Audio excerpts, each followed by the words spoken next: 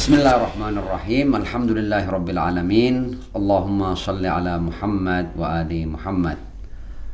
Pemirsa Al-Qurba TV yang dirahmati oleh Allah, Assalamualaikum warahmatullahi wabarakatuh. Berjumpa kembali dalam acara Obras, obrolan rasional santai bersama Al-Qurba TV.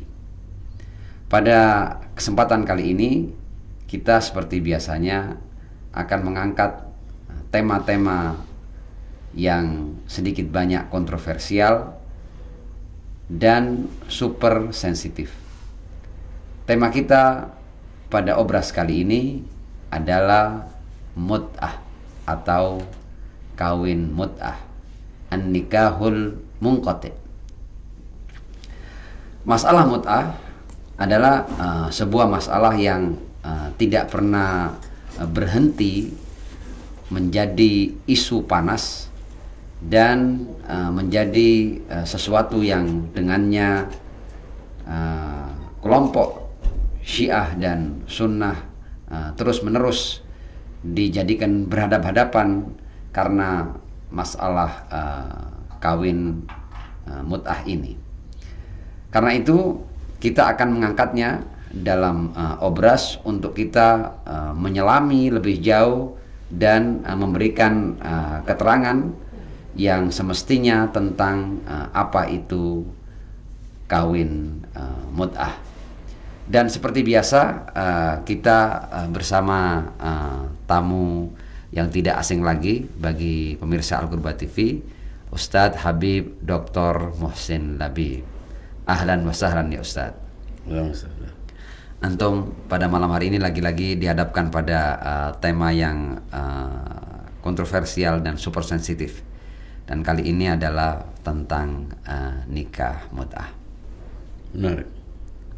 Nah, sebelum saya mengajukan beberapa pertanyaan kepada tamu kita, saya akan memberikan narasi pembuka untuk kita mendapatkan gambaran yang sedikit utuh tentang apa itu mut'ah. Kalau kita melihat fakta sejarah, dalam hal ini adalah fakta sejarah Islam, kita akan sampai pada beberapa fakta-fakta yang menjadi kesepakatan. Fakta yang pertama adalah bahwa nikah mut'ah adalah sebuah pernikahan yang seluruh ulama Islam sepakat bahwa pernikahan jenis ini pernah halal.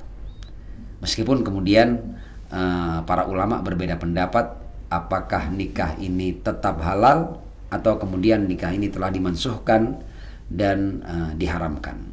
Dalam hal ini jumhur ulama Syiah meyakini bahwa nikah ini sejak dihalalkan tidak pernah diharamkan kembali, sementara mayoritas ulama ahlu sunnah mereka berpendapat bahwa nikah ini setelah dihalalkan kemudian diharamkan. Bahkan ada beberapa kali kesempatan untuk dihalalkan dan kemudian diharamkan kembali.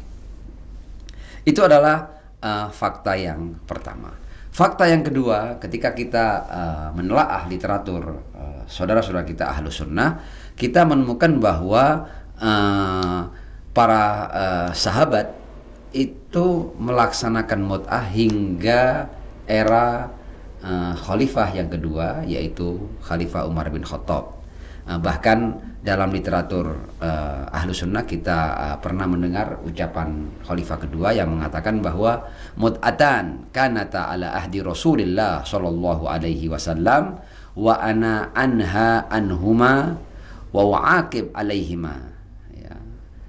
Mut'atal hajj wa mut'atan nisa, yang arti sederhananya adalah ada dua mut'ah yang sebelumnya itu berlangsung di zaman Rasul Shallallahu Alaihi Wasallam, dan aku melarang keduanya dan aku menghukum tentang dua mut'ah ini bagi siapapun yang melakukannya, yaitu mut'ah haji dan mut'ah nisa. Kemudian juga dalam Sahih Muslim umpamanya kita menemukan hadis dari sahabat Jabir ibn Abdullah al-Ansari yang ketika berbicara tentang pernikahan mut'ah ini, kemudian beliau membuat pernyataan, fa'amilnahuma ma'a Rasulillah sallallahu alaihi wasallam thumma nahana anhuma Umar falam na'ud lahuma. Jadi masalah nikah mut'ah dan mut'ah haji ini kami melakukannya ya bersama Ar-Rasul sallallahu alaihi wa alihi, atau di zaman Ar-Rasul sallallahu alaihi wa alihi. Kemudian sahabat Umar melarang keduanya dan kita tidak kembali melakukannya. Ala kulli hal, ini adalah hal-hal yang kita temukan dalam literatur saudara-saudara kita Ahlus Sunnah. Tapi yang akan kita bahas di sini adalah bukan kita ingin sampai pada kesimpulan apakah nikah mut'ah itu tetap halal atau kemudian nikah mut'ah itu diharamkan. Kita tidak akan masuk pada ranah itu, tapi kita lebih ingin memberikan klarifikasi tentang nikah mut'ah ini, yang sebenarnya nikah mut'ah ini kita melihat bahwa musuh-musuh umat Islam yang ingin memelihara perseruan di antara umat Islam, dalam hal ini adalah antara Sunnah dan Syiah, mereka kemudian menyebarkan nikah mut'ah ini dengan keterangan-keterangan yang sama sekali tidak ada kaitannya dengan kawin mut'ah yang diyakini oleh masyarakat Syiah. Bahkan kemudian lebih jauh, ada yang berani menyamakan mut'ah dengan zina.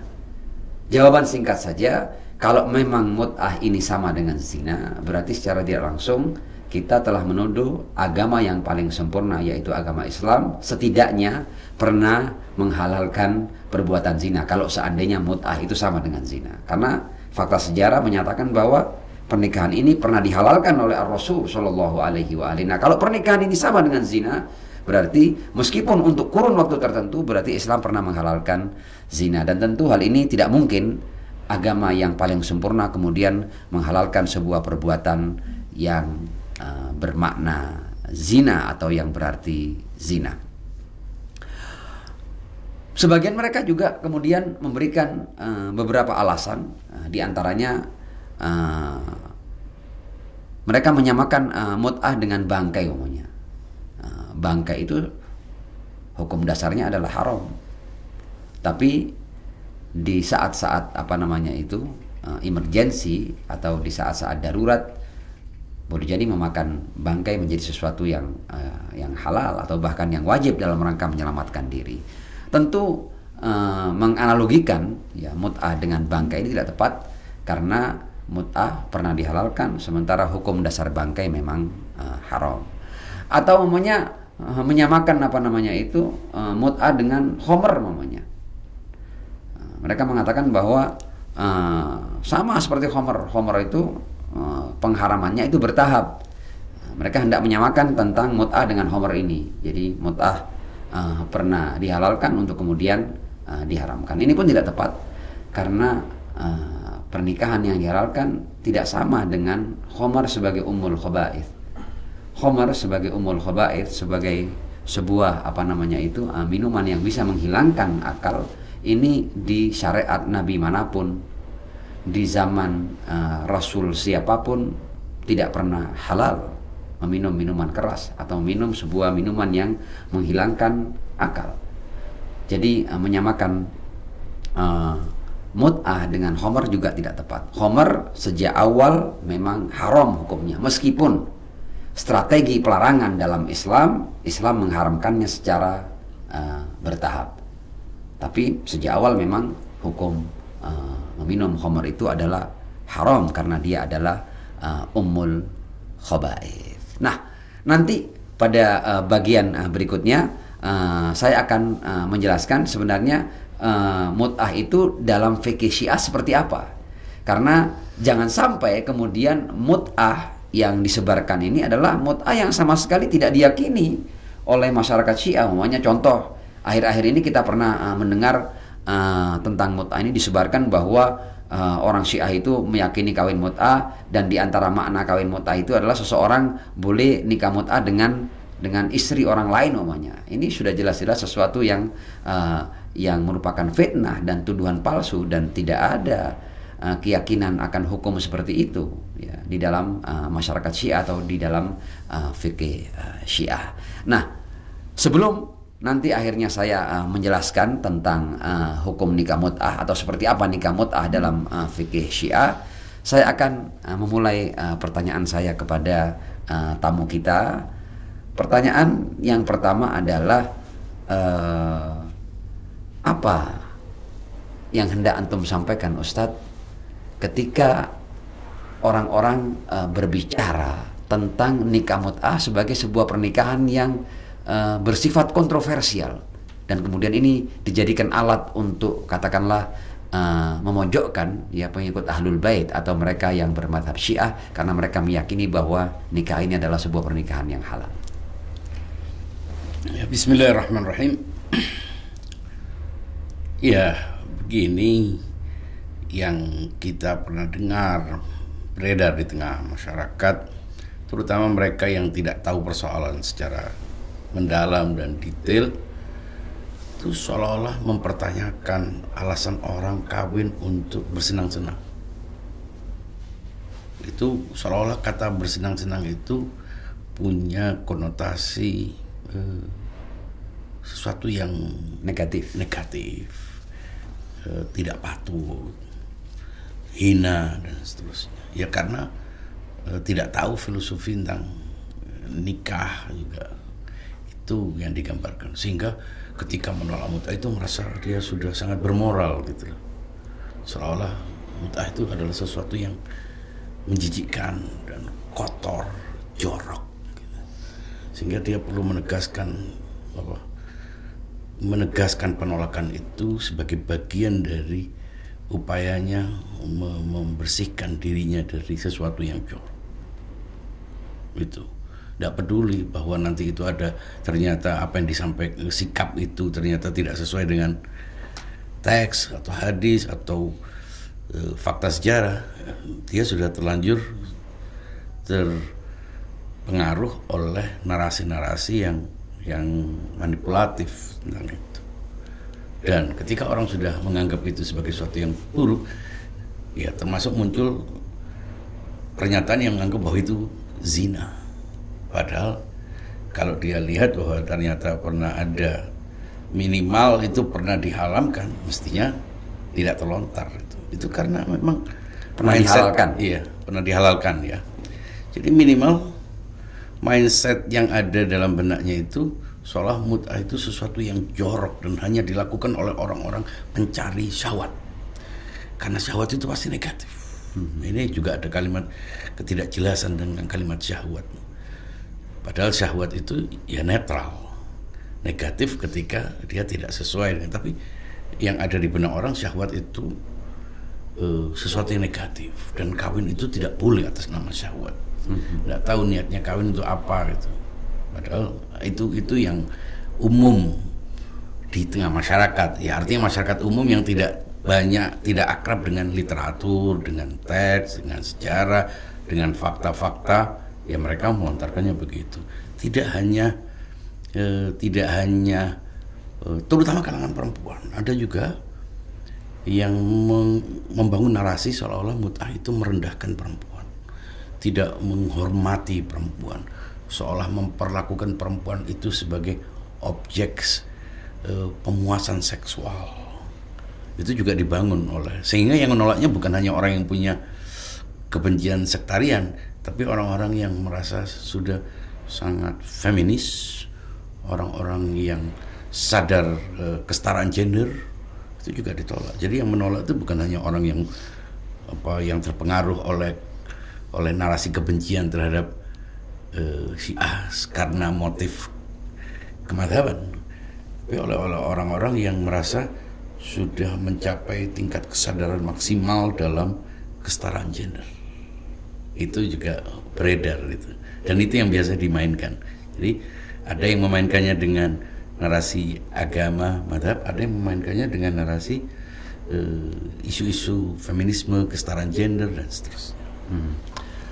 Menarik yang antum sampaikan, Ustaz, bahwa Tadi dari keterangan antum akhirnya kita bisa mengambil kesimpulan bahwa urusan melampiaskan hasrat seksual itu adalah sesuatu yang sifatnya naluriah dan tidak bisa dikatakan buruk. Kapan itu menjadi buruk? Ketika tidak dilakukan dengan cara-cara yang kalau dari sudut pandang agama yang syar'i umpamanya.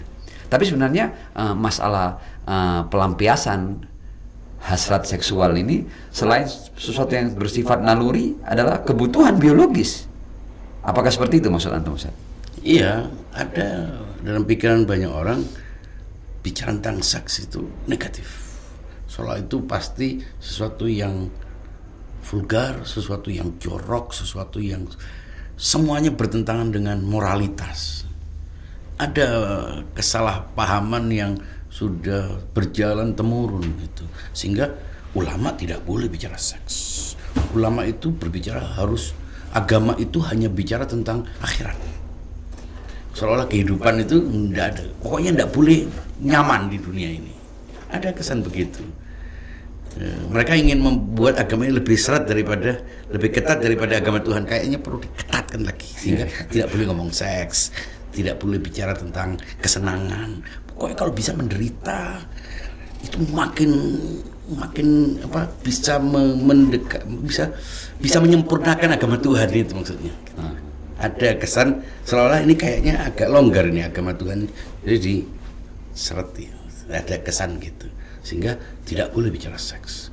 Kalau ada ulama bicara tentang pemenuhan kebutuhan seksual, itu jorok. Dan itu bisa dianggap sebagai stigma negatif bagi yang berbicara itu.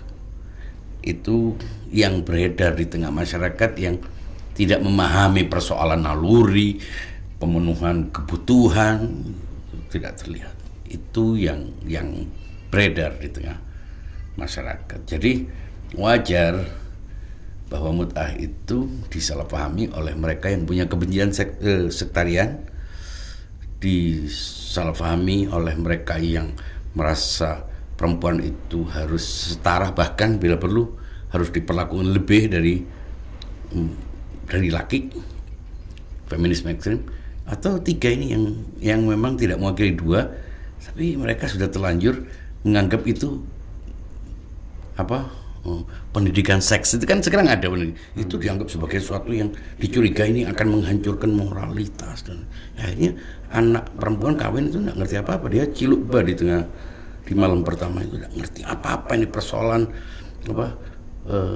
bagaimana anatomi, proses reproduksi, ini nggak ngerti apa-apa, dan banyak hal yang mungkin orang sudah berjalan tahunan dia tidak pernah merasakan kebutuhan itu karena dia tidak pernah dibekali untuk itu.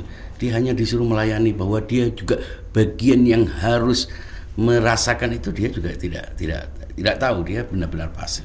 Ya karena doktrin-doktrin yang entah dari mana sumbernya itu, termasuk memahami seks dan istilah mut'ah dan seterusnya. Iya, tentu ini perlu saya tegaskan bahwa ketika kita membahas mut'ah ini bukan dalam rangka kita mendakwahkan mut'ah atau mengajak orang untuk bermut'ah ria. Tidak seperti itu. Bukan tujuan kita. Tujuan kita adalah kita menempatkan mut'ah atau hukum nikah mut'ah pada tempatnya, agar orang tidak salah paham tentang kenapa kok katakanlah mereka yang bermadhab Syiah itu kemudian meyakini halalnya pernikahan mut'ah. Tapi ini sekali lagi bukan dalam rangka mengajak orang untuk bermut'ah ria atau kita mendakwahkan agar orang bermut'ah, tidak. Tapi kita hendak menjelaskan bahwa mut'ah itu seperti ini. Jangan sampai ditambah-tambahi sehingga akhirnya orang punya pemikiran yang keliru tentang pernikahan mut'ah itu sendiri. Nah, di sela-sela saya tadi ngobrol sama antum sempat memberikan penjelasan yang menurut saya menarik, bahwa sebenarnya dalam pernikahan itu, apalagi pernikahan dalam Islam ya, seharusnya tidak ada wanita yang dirugikan, tidak ada wanita yang dilecehkan. Karena apa? Karena sebenarnya yang menikahkan itu adalah pihak wanita, pihak laki hanya melakukan qabul, tapi ijabnya adalah wanita. Jadi pernikahan itu bermula dari si wanita. Coba antum jelaskan lebih jauh tentang hal ini. Iya, ada beberapa hal yang memang perlu diperjelas lebih daripada aspek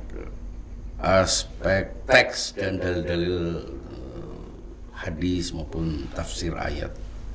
Karena itu hanya bisa dipahami oleh kelompok tertentu. Tapi yang fenomenal, yang tampak ke permukaan itu yang justru perlu diungkap. Salah satunya adalah kesalahpahaman tentang frasa atau istilah. Ya. Sebelum saya menjawab pertanyaan antum tentang posisi nikah, sebetulnya semua nikah itu mut'ah. Jadi kita juga jangan sampai mengikuti narasi yang berkembang di tengah masyarakat seolah-olah ada nikah dan ada mut'ah. Ini kalau kita juga membangun narasi ini, ya berarti ada dua, ada nikah yang umum ini dan ada mut'ah. Padahal nikah itu semuanya mut'ah. Iya, ya. Mengapa? Ya karena di Al-Quran banyak ayat yang berbicara tentang pernikahan dengan menggunakan kata mut'ah. Terlepas apakah itu berjangka atau tidak, intinya kita jangan alergi terhadap kata mut'ah ini. Ya. Kalau alergi itu berarti tidak percaya Al-Quran gitu. Iya. Masa dia lebih, orang yang itu lebih bermoral daripada Allah. Karena Al-Quran juga pakai istilah famastamta'tum, istimta, mati'uhunna dan seterusnya. Jadi tidak perlu melebihi Tuhan dalam soal moralitas gitu. Karena Al-Quran juga menggunakan kata mut'ah. Ini bahasa saja, ini dulu bahasa. Jadi semua pernikahan itu mut'ah. Ya. Mau pernikahan yang yang umum ini, yang tanpa batas waktu, maupun yang dengan batas, baik yang siri maupun yang pakai undangan, baik yang diam-diam maupun yang terbuka, baik yang monogami maupun yang poligami, semuanya itu mut'ah. Mengapa? Karena Tuhan sudah sejak semula, bukan hanya kita, spesies hewan juga punya keinginan untuk mut'ah. Karena sudah diberi sebuah naluri, kehendak untuk menyempurnakan diri melalui proses reproduksi. Seandainya tidak diberi kesenangan, maka regenerasi spesies ini berhenti. Jadi tujuannya adalah bagaimana spesies manusia, hewan, tumbuhan bahkan itu diberi naluri untuk menyempurnakan diri dengan pasangan. Dan itu hanya bisa dilakukan bila ada kesenangan. Jadi kesenangan itulah yang mendorong orang untuk melakukan hubungan. Kalau tidak ada senang, ya orang tidak akan melakukan itu. Manusia, hewan juga tidak melakukan itu. Tapi dia otomatis itu, otomatis. Maka dari itu tidak ada masalah dengan kesenangan itu. Nggak perlu alergi terhadap kesenangan, karena kesenangan itu Tuhan yang memberikan kita kehendak untuk menyempurnakan diri. Yang kalau bukan karena itu, ya berhenti proses regenerasi itu. Ini yang perlu dipahami, bahwa pernikahan, kata nikah itu tidak semuanya digunakan dalam Al-Quran. Kadang beberapa ayat menggunakan kata mut'ah, bersenang. Kedua, tidak ada orang nikah tujuannya untuk menderita itu. Kecuali orang mungkin penyumbatan atau kena COVID yang belum sempat muncul sekarang ini, tapi dia sudah kebocoran dulu. Iya. Jadi tidak ada orang saya niat nawin tujuannya untuk menderita. Ya pasti senang. Hanya orang berakal yang mau melakukan sesuatu yang disenangi. Ya. Dan nikah itu senang, bahagia. Jadi tidak ada masalah dengan kata mut'ah. Ini saya ingin menyelesaikan masalah kata ini dulu. Ya, benar. Jadi tidak ada masalah, bahkan itu kewajaran, kenormalan. Jangan sampai nikah tujuannya untuk menderita. Ini berarti problem. Ya orang boleh nangis waktu mut'ah, tapi itu nangis keharuan. Jangan menderita, jangan sakit, jangan sampai dia menggambarkan. Nah, ini berarti kawin paksa. Itu enggak. Itu perlu dibahas suatu saat. Jadi nikah itu pertama mut'ah. Sama kata mut'ah dengan nikah. Kita juga boleh akad. Kalau akad ini ya, akad kawin biasa ini loh, kawin yang umum ini, yang pasaran ini, mata tukah. Ya. Boleh menggunakan itu. Ya. Karena di Al-Quran menggunakan itu. Jadi tidak ada masalah. Bisa menggunakan kata nikah, bisa menggunakan kata zawaj, bisa menggunakan kata mut'ah. Ini perlu selesai karena Al-Quran menggunakan ini.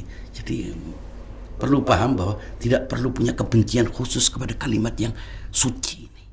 Mut'ah itu kalimat suci, ada dalam Al-Quran. Kita juga haji tamattu. Jadi mut'ah tidak ada masalah dengan kalimat mut'ah. Kedua, semua nikah itu berjangka. Jadi semua nikah itu berjangka, bukan hanya mut'ah yang diyakini oleh orang-orang Syiah ini. Yang daim itu, yang biasa ini, yang pakai kartu undangan, yang pakai speaker yang sampai double itu, itu juga berjangka. Berjangka itu ada berjangka dengan kematian. Makanya kalau ada orang bilang aku sehidup semati, enggak, itu lagu dangdut, itu sinetron. Mati ya dewe. Enggak ada sehidup semati. Begitu artinya, mati belum ada cerita ya seorang istri yang meninggal atau suami meninggal kemudian yang hidup ikut masuk dalam kuburan karena hidup semati. Ya. Belum ada itu ya. Enggak ada. Karena begitu mati ya otomatis waktu itu selama dia punya iddah itu artinya dia sudah boleh nikah lagi dengan perempuan itu, boleh menikah lagi, tidak ada kaitan itu. Enggak boleh cemburu atau hantunya datang untuk ganggu-ganggu, itu juga enggak berlaku. Enggak ada. Terus kedua,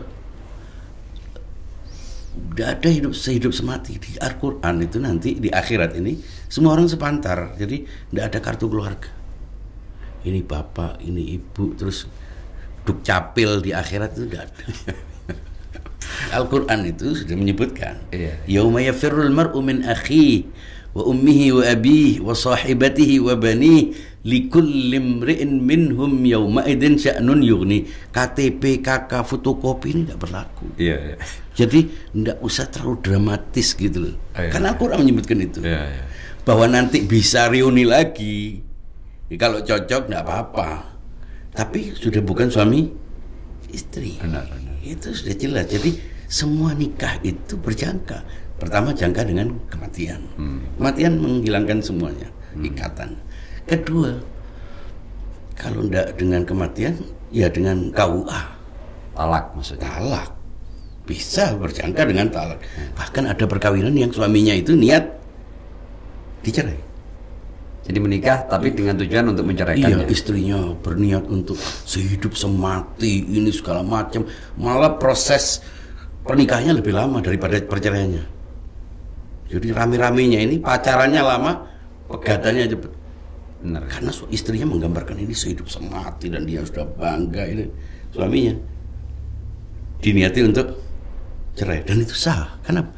Karena ini kawin yang tidak menyebutkan jangka. Jadi sebetulnya berjangka juga dengan perceraian, baik perceraian yang karena ribut, karena konflik, atau perceraian yang direncanakan. Dan itu banyak. Nah, perceraian yang direncanakan ada pihak perempuannya tahu, kebanyakan tidak tahu. Makanya sampai akhirnya stres. Sebagian juga bunuh diri. Ada yang ditinggal begitu jauh dengan anak segala macam. Ini akibat kawin yang tidak mut'ah ini. Kawin yang maksudnya sehidup semati, sementara lakinya dia hanya ingin berjangka. Tapi jangka waktu yang tidak ditentukan. Akhirnya diceraikan. Makanya ada nikah biniat tolak. Dan itu lebih menyakitkan karena pihak istrinya tidak tahu. Terutama kalau dia gadis, perawan, dia menyerahkan keperawanannya hanya dalam sekejap kemudian ditinggal. Apalagi proses cerainya kan gampang, keperucut saja jadi cerainya. Jadi agak berat. Kemudian ada berjangka karena kesepakatan, karena klausa, poin-poin disepakati. Nah ini yang ada dalam. Jadi sebenarnya semua nikah itu ada berjangka. Cuma dua jangka yang disepakati oleh Syiah dan Sunni, yaitu jangka kematian, jangka cerai. Yang tambah ini adalah kesepakatan. Dibatasi karena kesepakatan, karena waktu, karena hak dan tanggung jawab dengan alasan yang bermacam-macam. Ada yang tidak sanggup membina rumah tangga dengan biaya yang besar. Ada yang karena bosenan, ada yang karena dia tidak ingin punya anak, ada yang karena dia tidak berada di tempat itu, ada banyak alasan, atau karena pacaran untuk proses pengenalan. Kalau cocok, setuju, dan dengan batasan tidak melakukan misalnya kontak seksual, banyak itu bisa dilakukan. Misalnya orang rencana untuk saling mengenal, ta'aruf ini, itu kalau tidak dengan nikah apa? Dan kalau dengan nikah yang permanen, ya semuanya boleh dilakukan. Tapi kalau dengan nikah mut'ah dengan tujuan untuk sekedar perkenalan itu juga bisa menjadi proses. Banyak orang melakukan itu. Keempat, semua nikah itu kontrak. Jadi kalau ada orang istilahnya nikah kontrak itu berarti gagal bahasa. Karena dalam bahasa Arab kontrak itu akad. Dalam bahasa Inggris kontrak. Ya. Jadi kalau menyebut nikah kontrak, semua nikah kontrak kecuali kucing sama tikus yang tidak ada kontraknya. Jadi selama dia manusia ya pasti ada kontraknya, pakai ada KUA, itu semuanya kontrak. Kontrak itu perjanjian yang melibatkan dua orang. Jadi kata kawin kontrak itu adalah sebuah kemunduran bahasa, tidak boleh digunakan karena semua nikah itu adalah kontrak, baik yang siri maupun yang terang-terangan, baik yang poligami maupun yang monogami, baik yang berjangka waktu maupun yang tidak berjangka, semuanya adalah kontrak karena melibatkan dua pihak. Bagaimana memunculkan kontrak? Adanya ijab dan qabul. Kira-kira itu. Nah, perkara ijab qabul tadi itu ternyata banyak orang perempuan menganggap itu melecehkan perempuan.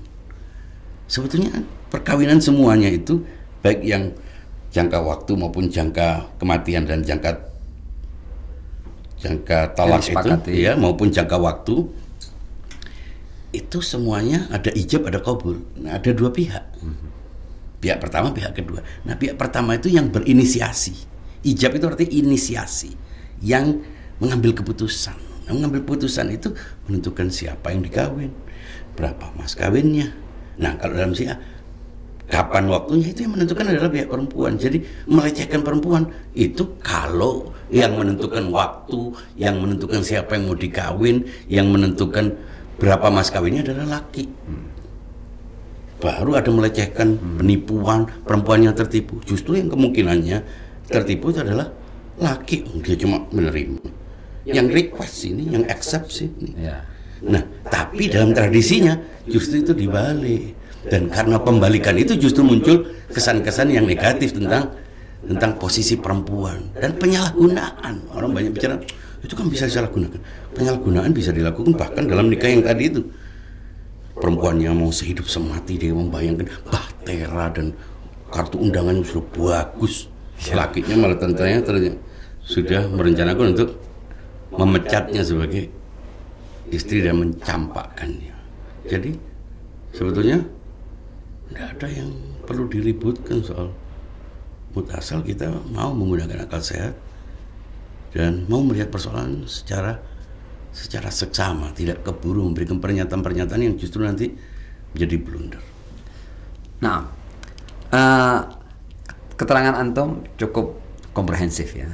Tapi seperti yang sudah saya janjikan tadi, saya akan memberikan sekilas ya gambaran tentang apa itu nikah mut'ah, agar kemudian nikah mut'ah yang ada dalam fikih Syiah ini tidak kemudian disalahpahami atau kemudian disampaikan dengan format yang sebenarnya tidak pernah diyakini oleh pengikut madhab ini. Saya akan berikan keterangan cepat seperti ini bahwa nikah mut'ah dengan nikah daim ya, atau an-nikah ad-daim dan an-nikah al-munqati. Kadang-kadang mut'ah ini kan disebut juga dengan an-nikah al-munqati, ya, nikah yang berjangka waktu yang telah disepakati. Nah, sebenarnya dalam semua syarat-syaratnya antara pernikahan mut'ah dengan pernikahan biasa itu hampir semua syaratnya itu sama. Yang pertama, ini yang sama-sama ya. Di dalam mut'ah ada akad, sama dengan nikah biasa. Ada mahar, sama juga dengan nikah biasa.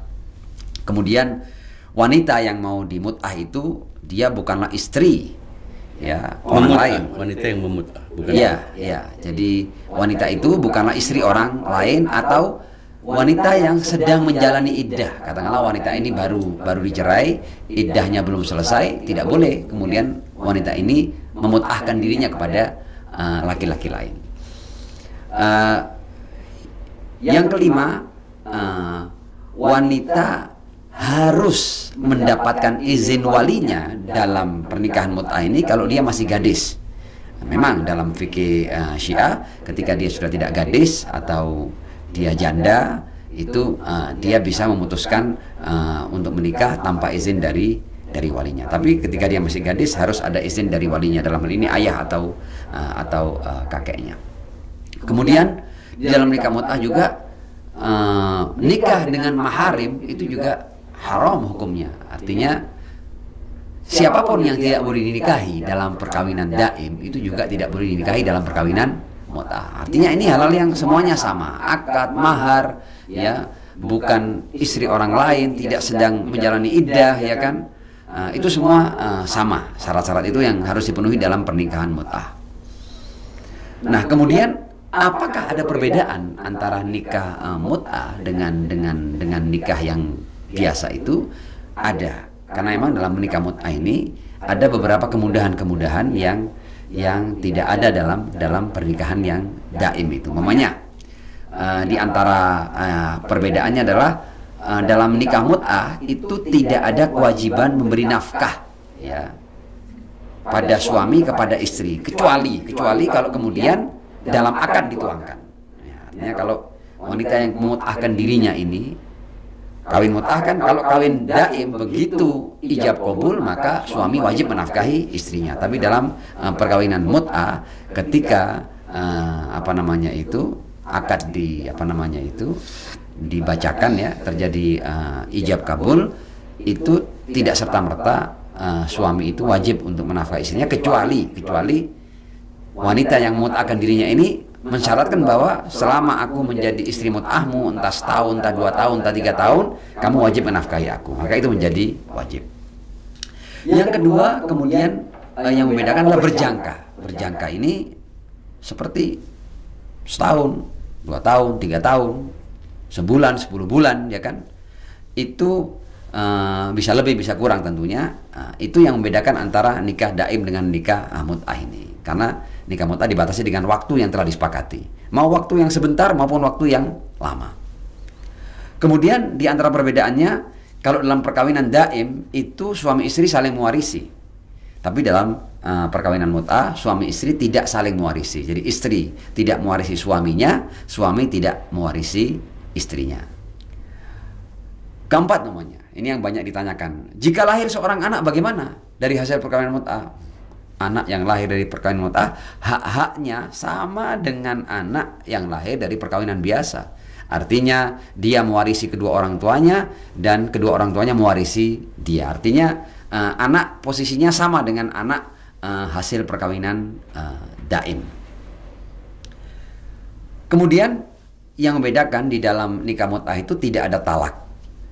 Jadi kapan suami istri ini itu berpisah? Kalau tidak ada talak, ya berpisah dengan habisnya kesepakatan dalam jangka waktu itu. Kalau setahun, ya setelah setahun berarti mereka sudah harus berpisah. Si wanita harus menjalani iddah. Ya, kecuali kalau kemudian ingin dilanjutkan sehingga harus membuat akad baru dengan mahar baru dan dengan waktu baru yang disepakati, entah setahun lagi atau 2 tahun lagi, terserah. Tapi intinya dalam pernikahan mut'ah yang membedakan ini, ya, tidak ada talak, tapi berpisahnya suami dan istri itu ada kalanya karena memang selesainya waktu, ya, jangka waktu telah selesai, atau kemudian si suami menghibahkan sisa waktu kepada istri mut'ahnya. Jadi katakanlah terjadi kesepakatan nikah mut'ah selama 3 tahun namanya.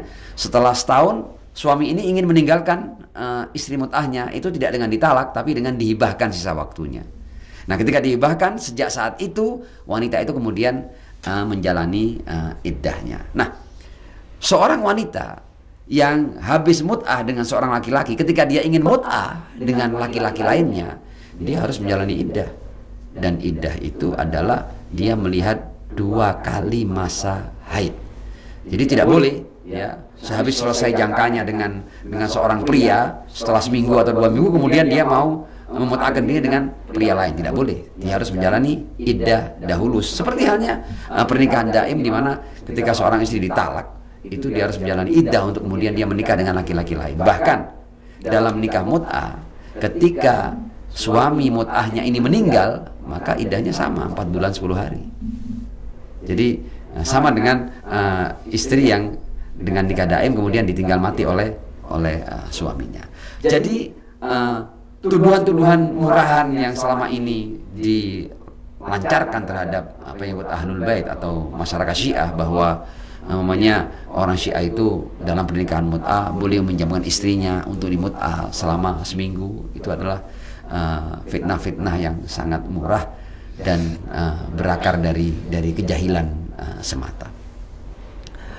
Nah, ini kira-kira secara garis besar ya tentang apa itu nikah mut'ah dalam fikih Ahlul Bait. Tentu hukum mut'ah ini ada banyak detailnya dan tidak mungkin ya kita sampaikan dalam satu pertemuan. Tapi secara umum itulah gambaran antara nikah mut'ah dengan nikah yang biasa atau nikah daim. Nah, sekarang saya akan bertanya Ustaz. Tentu kita memahami bahwa nikah mut'ah ini adalah nikah yang ada pada second opinion. Memang anjuran bahkan dalam fikih Ahlul Bait atau fikih Syiah memang yang dianjurkan ya pernikahan yang daim. Pernikahan mut'ah ini boleh dan menempati semacam second opinion. Jadi kalau boleh saya menggunakan menggunakan kata ini jalur alternatif. Ya.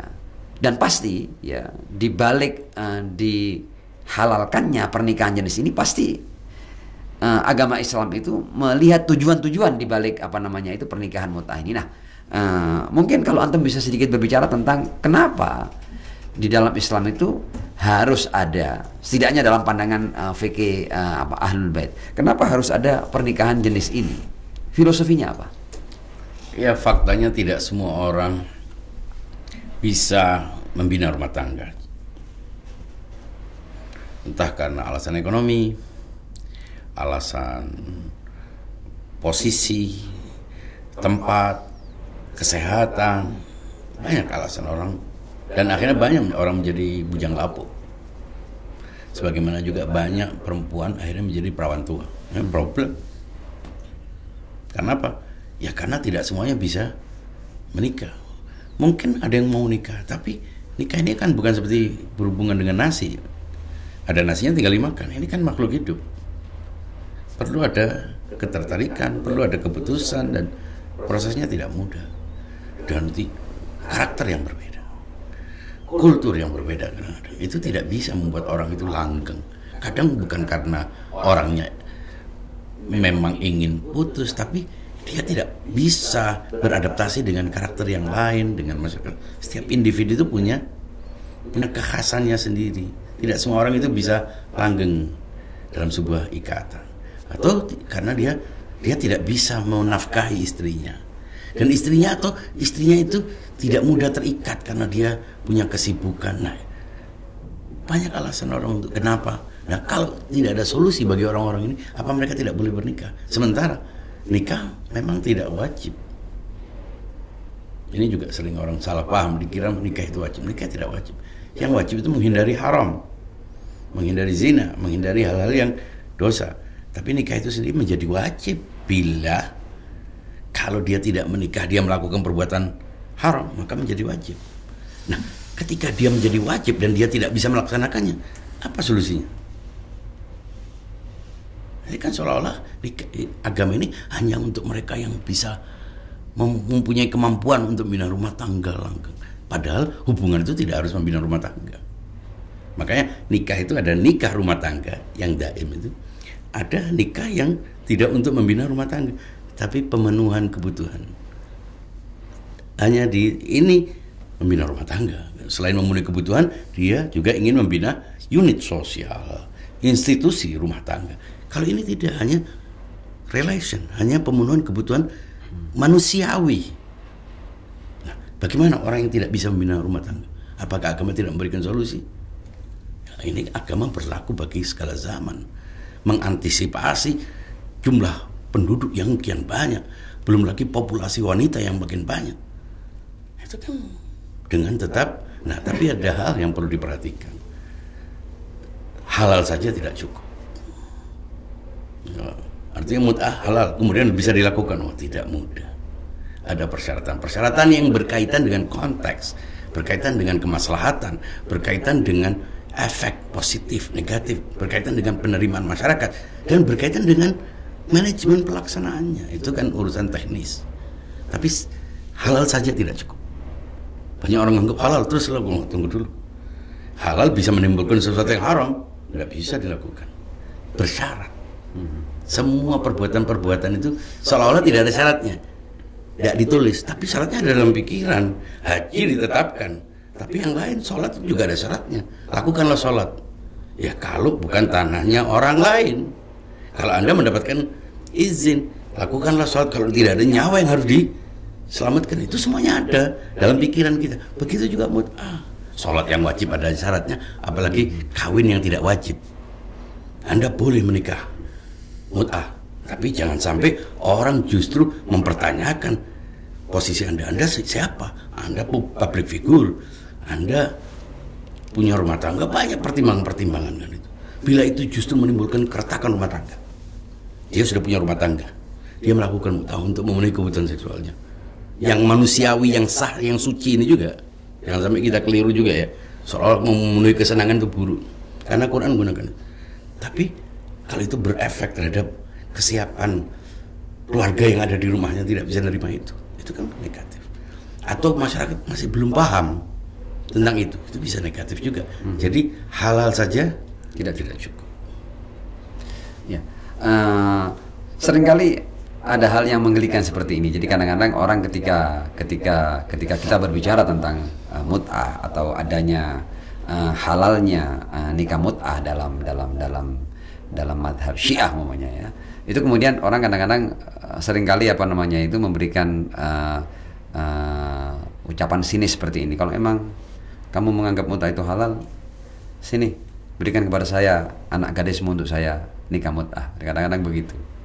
Ya, bagaimana? Nah, artinya ini kan seringkali menjadi sesuatu yang menjadi kelakar ya kan, tapi kayaknya perlu untuk dikomentari hal-hal yang seperti itu. Sebetulnya itu bukan ekspresi orang yang ingin mencari jawaban, itu hanya ekspresi kebencian atau kebodohan. Karena yang wajib saja tidak harus diberikan, apalagi sekedar halal itu bukan berarti wajib. Jadi kenapa harus dikawinkan dengan kamu? Anda andaikan halal pun kan kawin itu perlu kesepakatan, perlu pihak lain menerima. Loh, kalau pihak lain tidak menerima, tidak terjadi nikah itu. Apalagi kamu nikahkan. Nikah itu keputusan perempuan, bukan keputusan ayah. Dalam Syiah itu ayah tidak bisa dia menikahkan seenaknya. Anaknya masih kuliah tiba-tiba, oh iya saya nikahkan anak saya, tidak bisa. Dia harus jelas. Meskipun itu belum tentu diucapkan dalam akad, tapi yang jelas dia harus mendapatkan persetujuan dari anak perempuannya. Sekedar tanpa perwakilan dari, tidak mendapatkan kuasa dari anaknya, tidak bisa dia menikahkan. Tidak ada hak wali memaksa. Dia tidak bisa memaksa. Dia punya hak untuk mengizinkan dan tidak mengizinkan, tapi memaksa kawin tidak ada. Di mazhab ini tidak ada. Maka dari itu, sini anakmu, dia keropok apa bisa dikasihkan? Dia bukan benda yang bisa disaring. Dia adalah manusia dengan independensinya. Keputusannya untuk nikah adalah keputusannya. Tinggal orang tua melihat apakah patut atau tidak patut, karena dia lebih dewasa, lebih matang, lebih tahu. Tapi dia tidak bisa memaksa anak kawin, karena kawin itu sendiri tidak wajib. Mau mut'ah, mau daim, mau rumah tangga, mau pembunuhan, itu tidak wajib. Yang wajib adalah menghindari haram. Ya, alhamdulillah. Obras kita kali ini tentang mut'ah, kita telah mendapatkan gambaran yang cukup jelas ya tentang nikah mut'ah ini, dan terus terang saja di antara tujuan di balik obras kita tentang mut'ah ini adalah kita membuang ya alasan-alasan yang bisa memecah belah antara kelompok Syiah dan kelompok Sunnah. Kadang-kadang alasan yang dipakai oleh musuh ini adalah alasan yang sudah dibungkus dengan fitnah, sehingga akhirnya ketika orang tidak memahami tentang mut'ah itu secara utuh sebagaimana yang diyakini oleh mereka yang meyakini fikih Syiah, akhirnya mereka menganggap, contohnya ketika orang memahami, oh dalam pemahaman orang Syiah itu minjem istrinya orang lain untuk dimut'ah itu boleh. Nah, ketika ini yang disampaikan, ya siapa yang tidak akan benci dengan dengan orang Syiah. Tapi mudah-mudahan lewat perbincangan kita, setidaknya kita bisa memberikan sedikit gambaran yang cukup jelas tentang seperti apa itu perkawinan mut'ah, dan kita tidak punya tujuan lain kecuali kita ingin membangun kebersamaan. Biarlah perbedaan pendapat di antara para fuqaha, apakah mereka menemukan dalil-dalil yang cukup bahwa pernikahan ini sudah dimansuhkan atau sudah diharamkan, atau yang lain menemukan dalil yang cukup bahwa pernikahan ini tidak pernah diharamkan, itu biarlah merupakan ranah para fuqaha ya, yang mereka menyimpulkan dengan dalil dan tanggung jawab yang juga yang akan mereka pertanggungjawabkan di hadapan Allah. Karena ketika ada sekelompok faqih yang menemukan dalil bahwa nikah ini telah dimansuhkan, yaitu kesimpulan dia, kita hormati. Tapi ketika ada sekelompok fuqaha yang sampai pada satu titik kesimpulan bahwa ini tidak pernah kemudian diharamkan, itu juga menjadi hak dia untuk menyimpulkan sebuah hukum. Ini masuk dalam sekian banyak hal yang merupakan masalah-masalah khilafiyah di antara umat Islam pasca wafatnya Ar-Rasul sallallahu alaihi wa alihi. Apalagi semua nikah itu ternyata mut'ah. Jadi kita anjurkan mereka untuk mut'ah. Ya. Ustadz, mungkin sebelum kita tutup, kalau ada closing statement tentang mut'ah ini. Ya, karena ternyata di Al-Quran kata nikah yang umum ini juga disebut mut'ah. Mari bermut'ah untuk menghindari haram. Terlepas apakah mut'ah yang berjangka maupun mut'ah yang tidak berjangka. Ya, artinya bermut'ah itu mari kita bersenang-senang dengan wanita secara halal. Apakah begitu maksud antum? Ya, yang di Al-Quran itu. Yang di Al-Quran itu. Jadi Al-Quran kan disebutkan memang anjuran untuk mastamta'tum bihi minhunna fa'atuhunna ujurahunna fariidhah. Jadi mari bermut'ah dan mulailah menerima Al-Quran, karena di Al-Quran itu kata mut'ah ada. Jangan membencinya karena kualat nanti dengan Al-Quran. Alhamdulillah kita sudah sampai pada penghujung obras kita. Mudah-mudahan sedikit yang kita bincangkan tentang mut'ah ini bisa memberikan gambaran dan wacana yang cukup jelas tentang apa itu mut'ah. Sampai bertemu kembali dalam obras-obras berikutnya bersama Al-Qurba TV.